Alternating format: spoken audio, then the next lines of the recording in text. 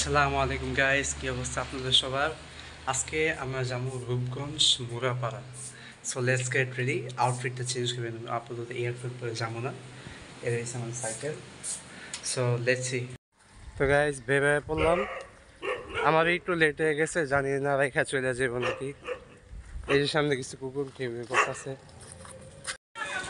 তো guys meeting পয়েন্টে এসে বললাম, এখন সবাই আমার সাইকেল নিয়ে রেডি হইতেছে, কিছু আমার রওনা দিন। আপনাদেরকে সাইকেলগুলো দেখা নেই, এটা হচ্ছে আমার সাইকেল, ওটা বাকি মেসেজ।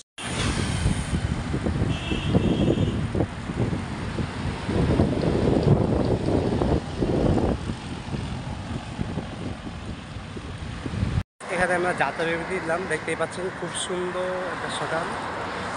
এই যে আমার সাইকেল।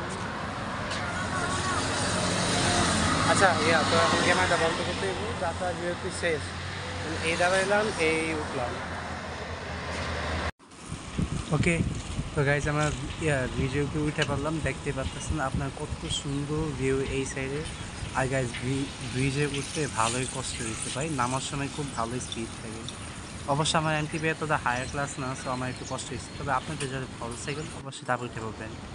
তো গাইস আমরা মুরাপাড়া আইসা পড়লাম, তো এখানে তোমাদের কিছু সিনেমেটিক শর্টগুলো দেখাই। জায়গাটা কিন্তু আসলে অনেক জোস। এই জায়গায় অনেক মানুষ দেখা গেছে শীতের সময় অথবা যখন এই পাড়েতে আসে। জায়গাগুলো অনেক সুন্দর, আর এটা না হইলে কমপক্ষে 60 বছর পুরানো।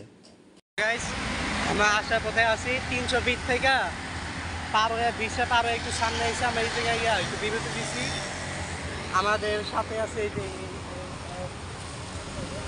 তো আমরা অনেক ভাইরা মিলা এই জায়গায় বৈশা কিছু গল্প করার পর দেন আমরা আবার রওনা দিব উত্তরা থেকে আমরা 300 ফিট আসছি সম্ভবত, যদি বলি এটা তাহলে 25-30 মিনিট সম্ভবত এমনই হইব।